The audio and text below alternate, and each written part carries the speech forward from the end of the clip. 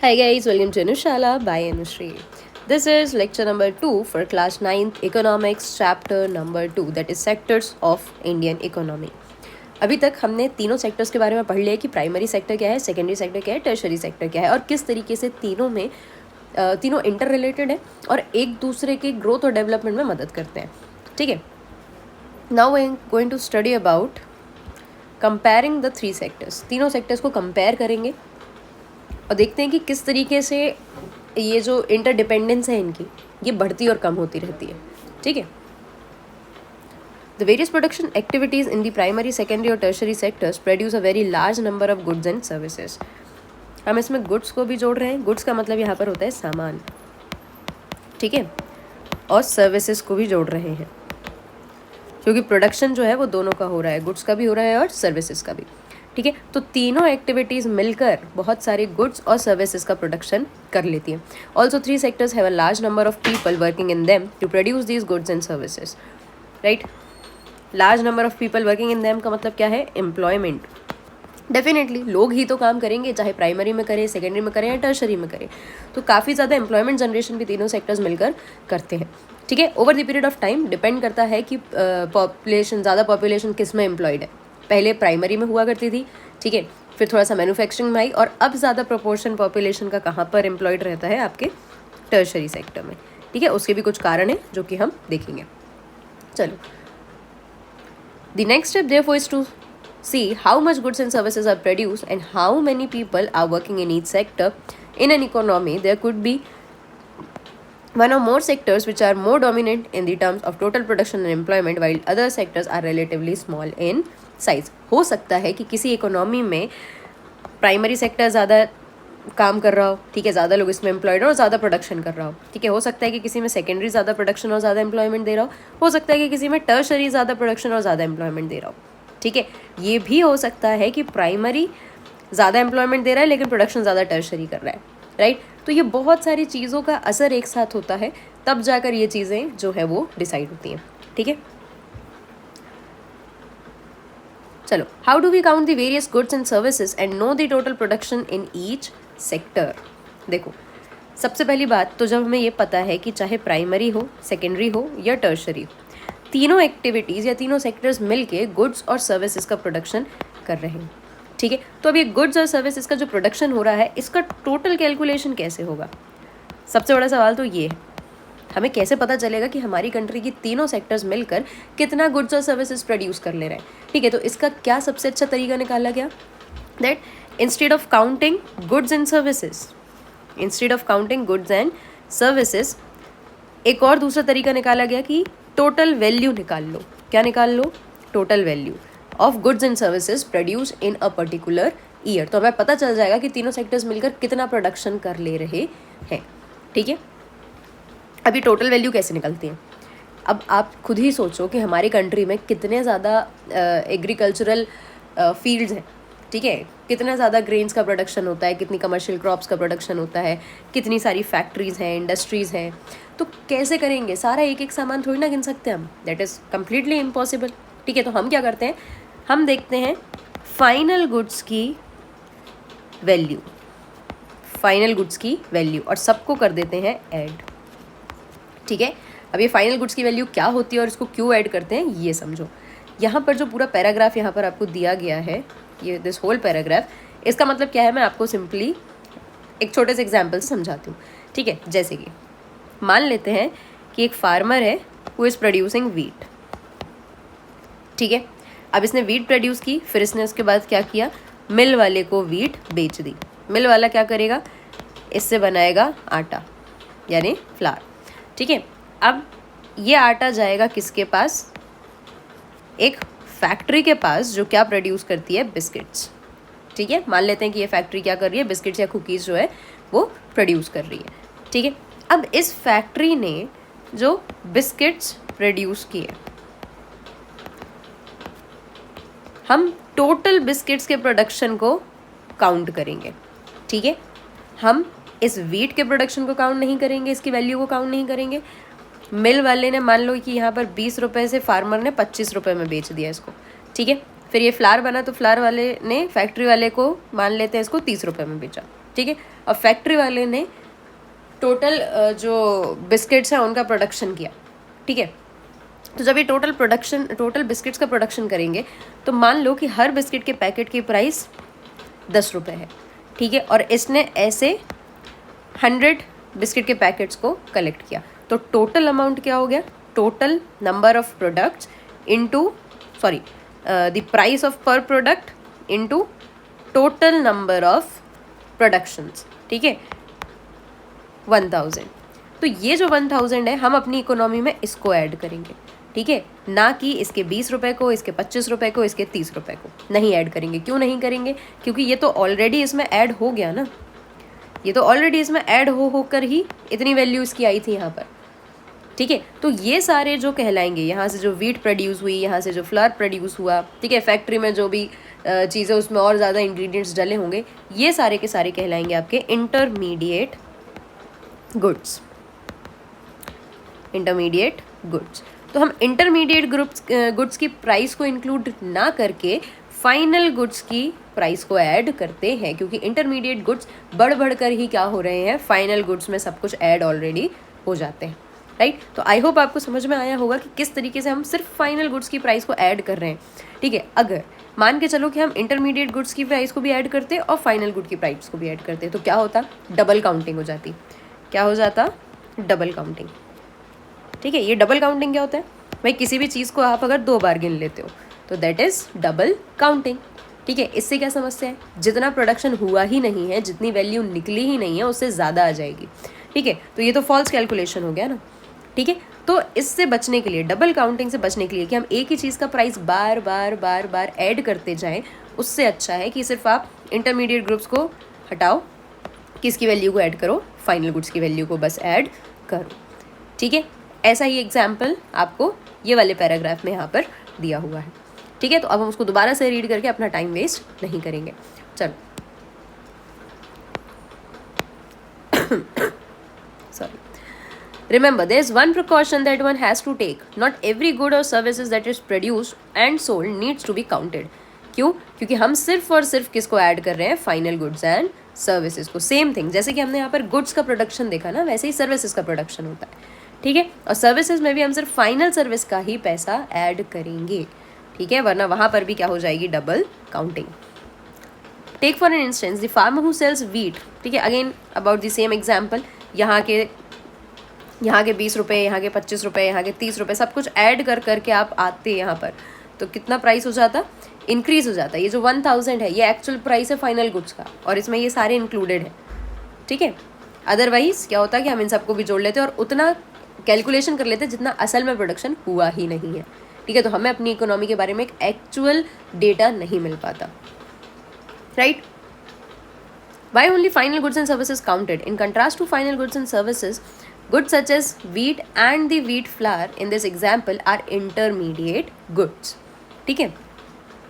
Intermediate goods are used up in producing final goods and services. Intermediate groups होते क्या है, ऐसे goods जो फाइनल गुड्स और सर्विसेज के प्रोडक्शन में मदद कर रहे हैं। डेफिनेटली बिस्किट्स बनाने के लिए तो वीट और फ्लावर ज़रूरी ही था, ठीक है, तो वो हो जाते हैं इंटरमीडिएट गुड्स। हम उनकी प्राइस ना लेकर सिर्फ बिस्किट की या कुकीज़ की प्राइस लेंगे, क्योंकि वो फाइनल गुड है और उसकी ही प्राइस को हम कैलकुलेट करेंगे। Intermediate goods are used up in production of final goods and services. The value of final goods already includes the value of all intermediate goods that are used in making the final good. Hence, the value of ₹80 for biscuits, that is final good, already includes the value of ₹25. Similarly, the value of all other intermediate goods would have been included to count the value of flour and wheat. Separately is therefore not correct, because then we would be counting the values of the same things a number of times. इसी को हमने refer किया है double counting, ठीक है। चलो, the value of final goods and services produced in each sector, remember each sector, during a particular year provides total production of the sector for that year, ठीक है। देखो, मान के चलते हैं कि हमने प्राइमरी सेक्टर, सेकेंडरी सेक्टर और टर्शरी सेक्टर, तीनों सेक्टर में प्रोड्यूस होने वाले, प्राइमरी सेक्टर में जितना भी प्रोडक्शन हुआ है, चाहे वो एग्रीकल्चर से हुआ हो, फिशिंग से हुआ हो, डेयरी से हुआ हो, एनिमल हस्बेंड्री से हुआ हो, सारा कुछ की फाइनल वैल्यू निकालेंगे, ठीक है, इसकी फाइनल वैल्यू, फाइनल गुड्स की वैल्यू, ठीक है, प्लस इसके फाइनल गुड्स की वैल्यू, जितनी भी चीज़ों का प्रोडक्शन हुआ है फैक्ट्रीज़ में, इंडस्ट्रीज़ में, ठीक है, और टर्शरी सेक्टर यानी सर्विसेज की जो फाइनल वैल्यू है, ठीक है, फाइनल गुड्स की जो वैल्यू है या फाइनल सर्विसेज की जो वैल्यू है, ठीक है। जब हम इन तीनों को ऐड करेंगे तो क्या पता चलेगा हमें कि एक साल में हमारी कंट्री में कितना ज़्यादा प्रोडक्शन हुआ है,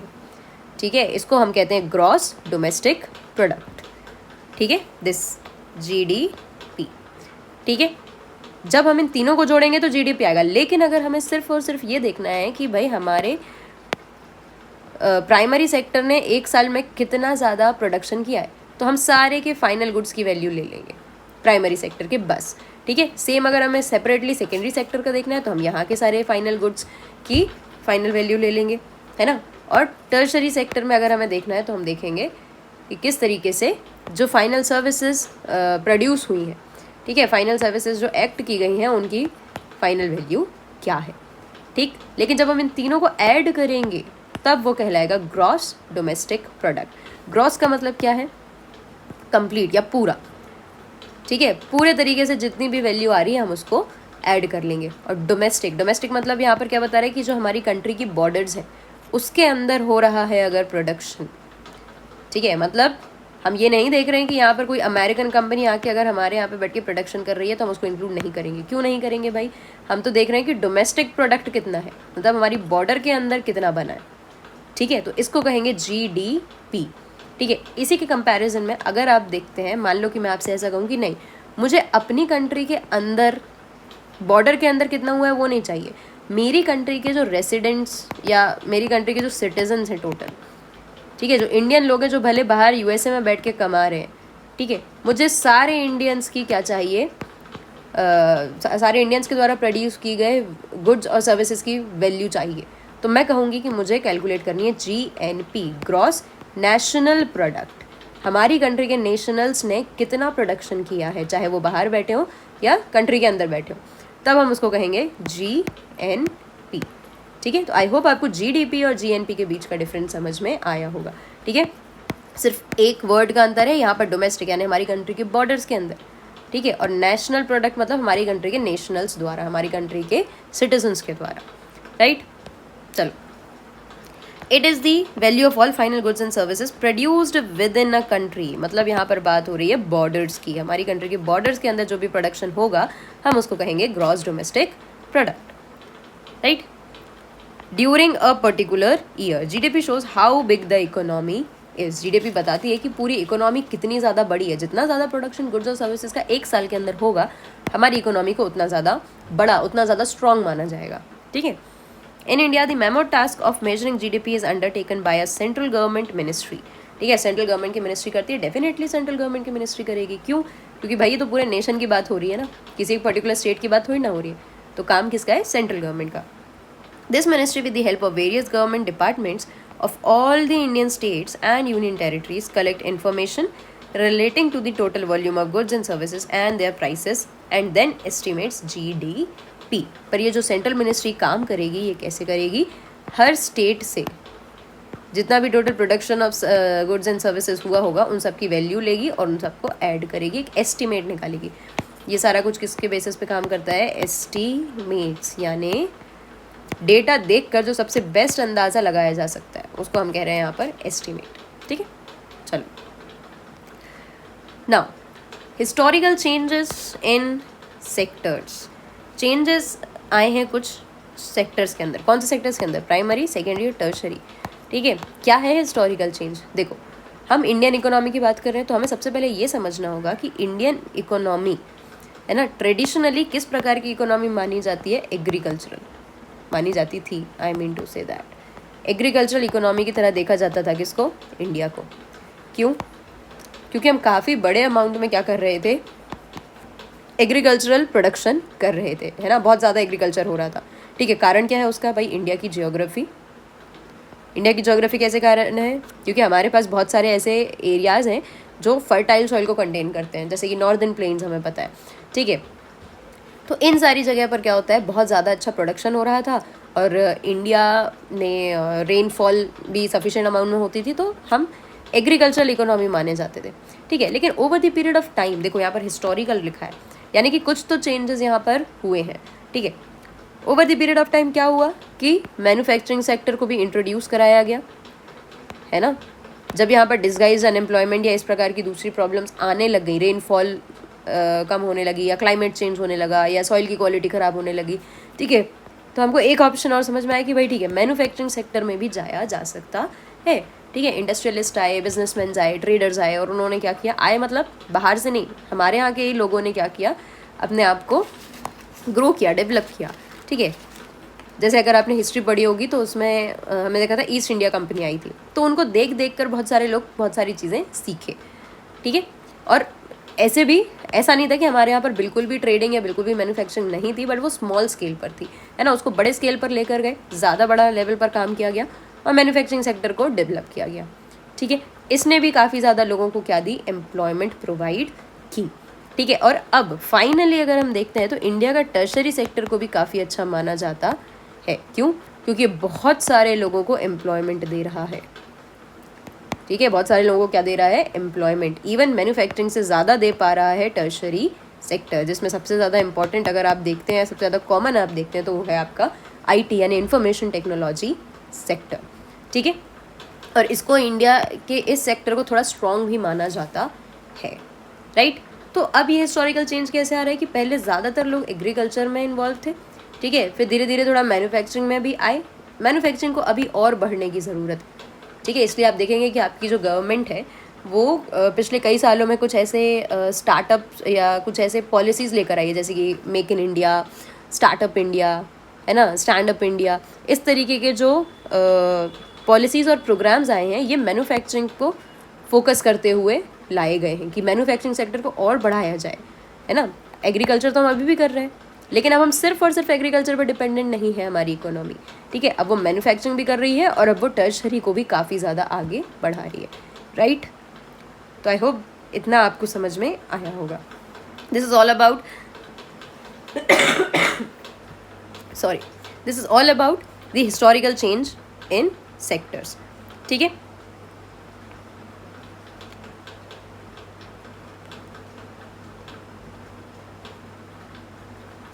इस पूरे पैराग्राफ में या इस पूरे पेज में मैं कहूँ तो बात यही है कि धीरे धीरे करके क्या होने लगा, प्राइमरी से सेकेंडरी सेक्टर पर शिफ्ट हुए और टर्शरी सेक्टर को भी इंट्रोड्यूस कराया गया इंडिया में, है ना। सिर्फ और सिर्फ हम एग्रीकल्चरल इकोनॉमी बनकर नहीं रहे, अब हम उसमें भी डेवलप कर रहे हैं, ठीक है। Methods of manufacturing, new methods of manufacturing को इंट्रोड्यूस कराया गया, ठीक है। फैक्ट्रीज आई, है ना। पहले जो लोग फार्म्स में काम कर रहे थे, अब वो फैक्ट्रीज़ में बहुत ज़्यादा नंबर्स में वहाँ पर जाने लग गए फैक्ट्रीज़ में काम करने के लिए, ठीक है। Secondary sector gradually became the most important in total production and employment, ठीक है। Hence over time shift has taken place, this means that importance of sectors has changed, ठीक है। सबसे पहले सिर्फ और सिर्फ एग्रीकल्चरल सेक्टर यानी जिसको आप कहते हैं प्राइमरी सेक्टर, इसको बहुत ज़्यादा इंपॉर्टेंस दी जाती थी, है ना। और प्राइमरी और सेकेंडरी और टर्शरी सेक्टर्स को उतनी इंपॉर्टेंस नहीं मिलती थी, लेकिन जैसे जैसे वो डेवलप कर पाए, है ना, in the past 100 years there has been a further shift from secondary to tertiary in developed countries. Although India is a developing country, but still हम भी अपना काफ़ी ज़्यादा टर्शरी सेक्टर को इम्प्रूव कर चुके हैं और कर रहे हैं। The service sector has become most important in terms of total production, ठीक है। ज़्यादातर लोग क्या कर रहे हैं, सर्विस सेक्टर में एम्प्लॉयड है, ठीक है। और माना जाता है कि जितना ज़्यादा टर्शरी सेक्टर इम्प्रूव होगा, उतनी ज़्यादा कंट्री की जो इकोनॉमी है वो बेटर होती चली जाएगी, राइट। चलो अब देखते हैं कि भाई इंडिया में तीनों सेक्टर्स का किस तरीके से एक पैटर्न बना हुआ है, ठीक है। Primary sector and tertiary sectors in primary secondary and tertiary sectors in India. अभी जो हमने ऊपर देखा, ठीक है, it was about in general information थी कि ज़्यादातर प्राइमरी सेक्टर से मैन्युफैक्चरिंग सेक्टर और टर्शरी सेक्टर्स पर एक ग्रो करने का एक डायरेक्शन है, ठीक है। उल्टा तो ग्रो नहीं करेंगे, ठीक है, इस तरीके से ग्रो करेंगे, है ना। अब हम देखते हैं इंडिया का क्या हाल है तीनों सेक्टर्स के मामले में। यहाँ पर ग्राफ्स दिए गए हैं, ठीक है। इस ग्राफ में अगर आप देखेंगे तो यहाँ पर क्या दिखाया जा रहा है, यहाँ पर हमें बताया जा रहा है रुपीज़ इन करोड़, एंड यहाँ पर ईयर्स बताए जा रहे हैं, ठीक है। Over the period of time दिखाया जा रहा है कि भाई प्राइमरी सेक्टर, सेकेंडरी सेक्टर और टर्शरी सेक्टर में कितनी ज़्यादा जीडीपी जो है उसने ग्रोथ किया है। अगर आप यहाँ देखेंगे 1973 और 74 के बीच में, ये एक साल, और ये 2013-14 का डेटा अगर आप देखेंगे, ठीक है, तो कितना ही कम प्रोडक्शन है, मतलब हमारी जीडीपी कितनी ज़्यादा छोटी थी। और उसमें भी अगर आप देखेंगे कि सबसे ज़्यादा कंट्रीब्यूट कौन कर रहा था, प्राइमरी सेक्टर, ठीक है। सेकेंडरी सेक्टर और टर्शरी सेक्टर लगभग सिमिलर है, बहुत ज़्यादा डिफरेंस नहीं है, लेकिन फिर भी सबसे ज़्यादा कौन दिख रहा है आपको यहाँ पर, प्राइमरी, राइट। अब लेकिन अगर हम 2013-14 का डेटा देखते हैं तो सबसे कम हमको प्राइमरी सेक्टर ही देखने को मिल रहा है, उससे थोड़ा सा ज़्यादा सेकेंडरी सेक्टर, और सबसे ज़्यादा ग्रो किसने किया है, टर्शरी सेक्टर। मतलब ये जो जंप यहाँ से यहाँ तक लगाई गई है ना, over the period of these years, ये हमें क्या बता रहा है कि इंडिया में भी टर्शरी सेक्टर की डिमांड या टर्शरी सेक्टर का जो डेवलपमेंट है वो काफ़ी इंक्रीज हो रहा है as compare to other two sectors. और ज़्यादातर लोग जो अभी तक एग्रीकल्चर पर डिपेंडेंट थे उन्होंने भी अपने आप को शिफ्ट किया है, राइट। चलो, rising importance of tertiary sector in production over the 40 years between 1973-74 and 2013-14. While production in all the three sector has increased, it has increased most in tertiary sector. अगर आप देखेंगे कंपेयर करके तो यहाँ तो हर कंपेयर अगर आप करोगे तो हर सेक्टर ने इम्प्रूवमेंट किया है, लेकिन सबसे ज़्यादा इम्प्रूवमेंट किसने किया है, टर्शरी सेक्टर ने, ठीक है। As a result, in the year 2013-14, the tertiary sector has emerged as the largest producing sector in India, replacing the primary sector. तो ये हमारे यहाँ पर शिफ्ट हुआ है प्राइमरी सेक्टर से टर्शरी सेक्टर पर, ठीक है। इतना इंपॉर्टेंट क्यों बन रहा है लेकिन tertiary sector? Definitely there will be some important reasons. First, in any country several services such as hospitals, educational institutions, इसमें चाहे आप स्कूल, कॉलेजेस, यूनिवर्सिटीज़ जो भी इंक्लूड कर लें, ठीक है, post and telegraph services, police stations, courts, village administrative offices, municipal corporations, defense, transport, banks, insurance companies, etc. are required. ये सारे के सारे सर्विसेज ही तो हैं, यहाँ पर कोई प्रोडक्शन, कोई मैन्युफैक्चरिंग नहीं हो रहा, ठीक है। लोगों ने कुछ स्किल सीखी, लोगों ने कुछ नॉलेज गेन किया और जाकर सर्विसेज प्रोवाइड करनी चालू कर दी, ठीक है। फॉर एग्जांपल अगर मैं अपनी बात करूँ तो मैं भी टर्शरी सेक्टर में ही तो एम्प्लॉयड हूँ ना, ठीक है। मैं कोई प्रोडक्शन तो नहीं कर रही और ना ही कोई मैन्युफैक्चरिंग कर रही हूँ, ठीक है। मैंने पढ़ाई की, मैंने स्किल और नॉलेज को गेन किया और उसके बाद आई स्टार्टेड टीचिंग। अगर मैं पढ़ा रही हूँ तो मैं कुछ भी प्रोड्यूस नहीं कर रही, कुछ भी मैन्युफैक्चर नहीं कर रही, लेकिन जो मुझे आता है वो मैं बच्चों को इम्पार्ट कर रही हूँ, दे पा रही हूँ बच्चों को, ठीक है। जिसके कारण मैं किस सेक्टर में इन्वॉल्व हूँ, मैं एक प्रकार की सर्विस प्रोवाइडर, ठीक है। तो यहाँ पर इसको क्या बोला जाएगा कि मैं टर्शरी सेक्टर में इन्वॉल्व हूँ, ठीक है। These can be considered as basic services. In a developing country, the government has to take responsibility for the provision of these services. Second, the development of agriculture and industry leads to development of services. ये तो बहुत ही important point है जो आपको बताता है कि तीनों असल में इंटर रिलेटेड हैं। जैसे जैसे एग्रीकल्चर और मैन्युफैक्चरिंग दोनों का डेवलपमेंट होता है, वैसे वैसे टर्शरी सेक्टर को और आगे बढ़ने का मौका मिलता है। और इसी का वाइसा वर्सा भी सही है, अगर टर्शरी सेक्टर बहुत स्ट्रांग हो रहा है, डेवलप कर रहा है, तो एग्रीकल्चरल और इंडस्ट्री सेक्टर अपने आप ग्रो करेगा। तो दोनों वाइसा वर्सा चीज़ें जो हैं, फैक्ट जो है वो सही है, ठीक है। Such as transport, trade, storage and the like, as we have already seen, greater the development of primary and secondary sector, more would be the demand for such services. क्यों? क्योंकि लोग ज़्यादा अर्न कर पाएंगे तो उनकी परचेजिंग पावर इंक्रीज़ होगी, purchasing power increase होगी तो they will be using facilities, है ना। अगर मेरी जेब में पैसा है तभी तो मैं सोचूंगी ना कि चलो एक काम करते हैं, जाके पीवीआर में एक मूवी देख के आते हैं, ठीक है। तो ये पीवीआर जो सर्विस प्रोवाइडर है, जो भी व्यक्ति पीवीआर में सर्विस प्रोवाइड करा रहा है, उसके लिए अपॉर्चुनिटी अच्छी है ना पैसा कमाने की, है ना। लेकिन अगर मान लो मेरे पास पैसा ही नहीं है तो क्या मैं इस सर्विस को या ऐसी किसी दूसरी सर्विस को यूज़ करूँगी? Definitely no. तो अगर एग्रीकल्चर सेक्टर अच्छा है, अर्न करने का मौका दे रहा है ज़्यादा, मैन्युफैक्चरिंग अच्छा है, तो लोगों के पास पैसा आएगा, और पैसा आएगा तो वो क्या कर पाएंगे, और ज़्यादा सर्विसेज को यूज़ कर पाएंगे, ठीक है। Third, as income levels increase, certain sections of people start demanding many more services like eating out, tourism, shopping, private hospitals, private schools, professional training, etc. You can see this change quite sharply in city, especially in big cities.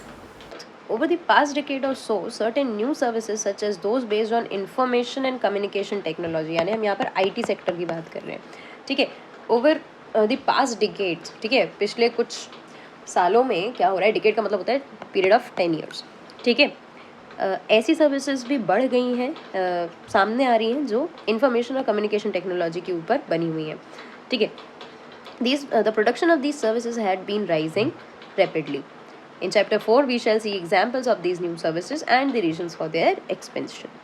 However, you must remember that not all the service sector is growing equally well. Service sector in India employs many different kinds of people. At one end, there are a limited number of services that employ highly skilled and educated workers. At the other end, there are a very large number of workers engaged in services such as small shopkeepers, repair persons, transport persons, etc. These people barely manage to earn a living, and yet they perform these services because no alternative opportunities for work are available to them. अगर आप ये सोच रहे हैं कि भाई service sector यानी tertiary sector जिसको हम कहते हैं ये ग्रो कर रहा है, तो ये पूरा एक साथ ग्रो नहीं कर रहा. The graph is also going like this, ठीक है. वाई, क्यों हो रहा है भाई ग्राफ ऐसा? कारण ये है कि सर्विसेज जो है वो दो प्रकार की हो जाती है ना, ठीक है. एक जिसमें लगता है स्किल्ड लेबर या स्किल्ड वर्कर लगेगा, और दूसरा जो अनस्किल्ड भी कर सकता है. स्किल्ड मतलब जिसने किसी भी पर्टिकुलर स्किल को बहुत अच्छे से सीखा हो, और अनस्किल्ड मतलब जहाँ पर व्यक्ति जो है वो बिना किसी प्रॉपर स्किल के या कोई ऐसी स्किल लेकर काम कर रहा है जिसकी डिमांड बहुत ज़्यादा नहीं है या जिसमें अर्निंग बहुत ज़्यादा नहीं है, ठीक है. अनऑर्गेनाइज्ड सेक्टर में वो काम करने जा रहा है.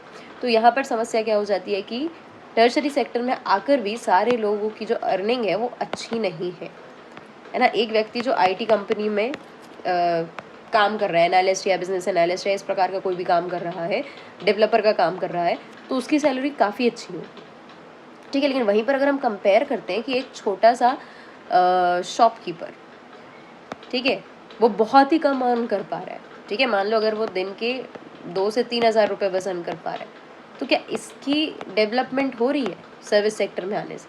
नहीं, उतनी ज़्यादा नहीं हो रही. बट स्टिल वो क्यों काम करता रहेगा? Because of no other option, no other alternative, ठीक है. उसके पास अपॉर्चुनिटी नहीं है एग्रीकल्चर में जाने की या फिर मैन्युफैक्चरिंग में जाने की, ठीक है.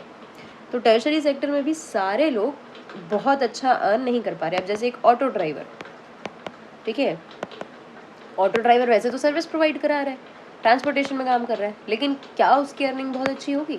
नहीं, राइट. चलो,